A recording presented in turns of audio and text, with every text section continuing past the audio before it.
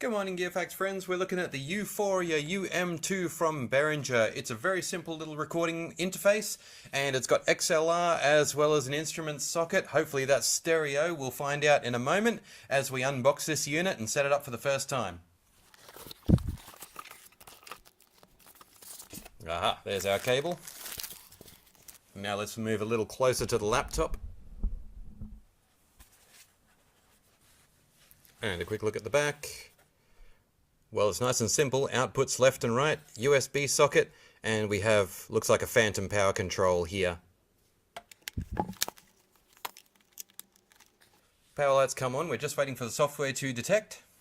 Nope, we appear to be getting nothing. Let's try again on a different USB socket. Aha, now we're talking. Let's start up Audacity. And we should be able to switch over to, yep, USB audio. We might do our monitoring through the USB as well. The first thing we'll do is try the line in. As you can see, we've got a nice simple little signal and clip LED system there. Let's see what happens when I play a bit of Korg's gadget into it. Hopefully we'll get a nice bright stereo signal. Well, I got absolutely nothing out of that, so I'll try resetting the computer, and we might also move over to the XLR socket and see if that gives us a signal. Okay, that's done. Let's try again. Well, I've just run a test and you can see the bar jumping up way too high there. And we have switched over to that XLR socket there, even though I am using a stereo TRS jack, so it's picking up that signal nicely, a little too nicely in fact, so I'm going to turn the gain right down and try running our signal again. Now that looks a bit more sensible. Now that my confidence is restored, I'm going to switch back to that stereo line in and reduce the gain. I'm a little bit concerned about the noise jumping around on minus 48 decibels there, but we'll see how the final result comes up. Still nothing on that line input. Switching over back to XLR again, still with the TRS jack though. Continue our recording. Alright, now we're getting sound. But why in the XLR and not line in? This is the way I like to test background noise. Cut off your recording completely instantaneously like that. Amplify this section just so the strong signals are up to 0 dB, and just see if anything begins to appear. As you can probably see, I'll move a little closer. There is a slightly thicker line here, which indicates that a bit of noise is creeping in. It doesn't look too bad, but it is something I'll have a closer look at when we get this thing fully up and running. Back to the stereo TRS, line in. Nope, I'm still getting no signal whatsoever on any level of gain for that channel, even by changing the master output. Nothing's coming through, so we've got a problem. Let's go to the manual. So here's our diagram, and over the page here I notice it says that in the instrument 2 line, nothing about it being a stereo connector.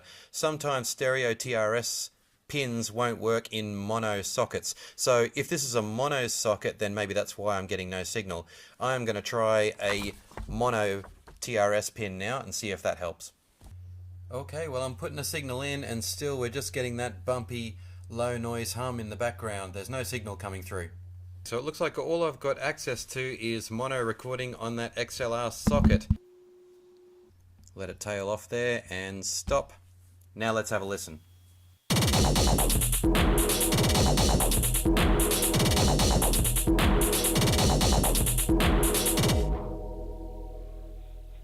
And now trying it with a proper XLR socket using a headset mic.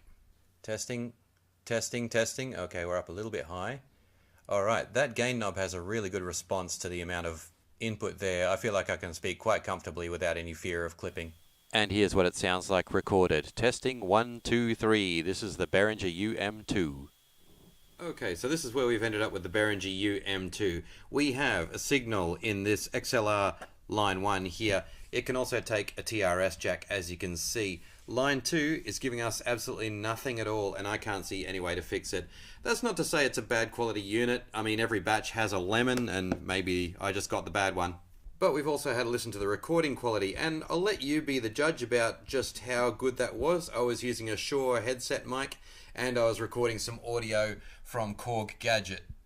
On the box here we have advertised the USB bus powered 2x2. I'm sure that's true when it works. 48 kilohertz, doesn't go up to 96 kilohertz, which might disappoint some people.